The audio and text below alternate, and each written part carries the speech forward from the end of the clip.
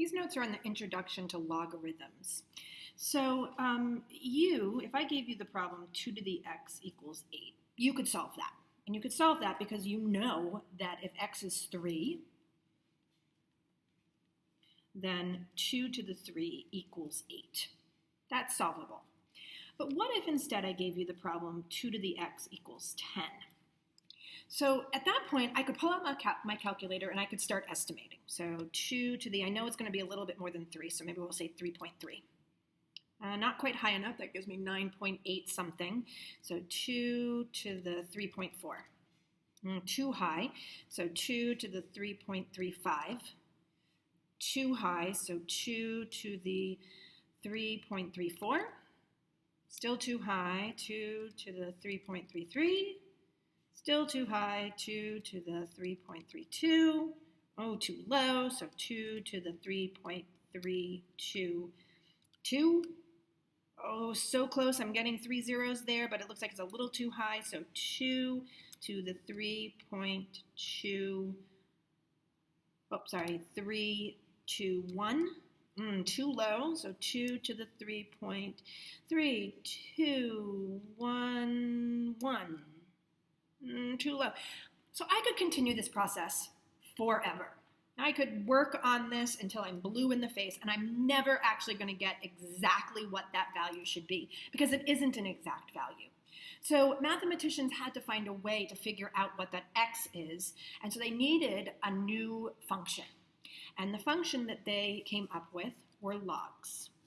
And so I can rewrite 2 to the x equals 10 as log base 2 of 10 equals x.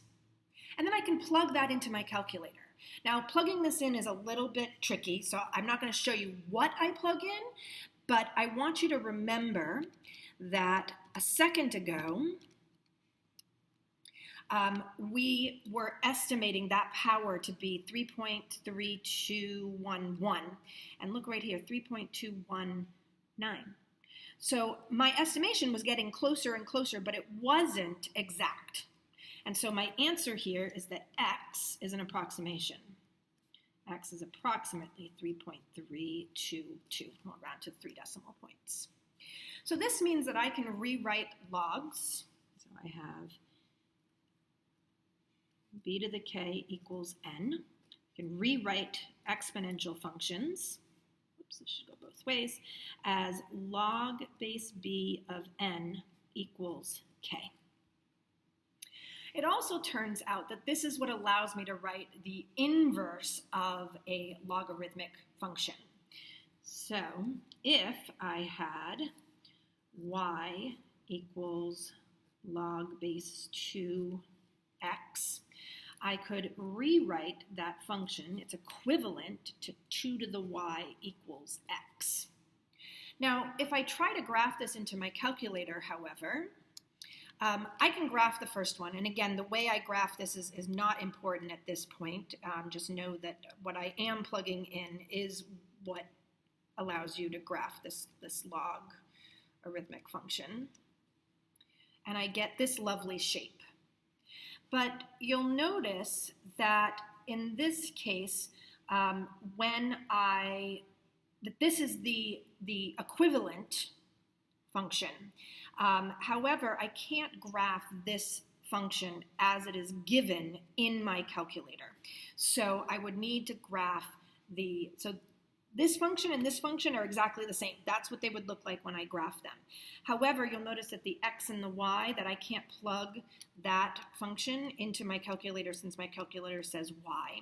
So the only thing I can do when I have a function where my x and y's have been switched like this, I can graph the inverse of that function. So I can graph 2 to the x.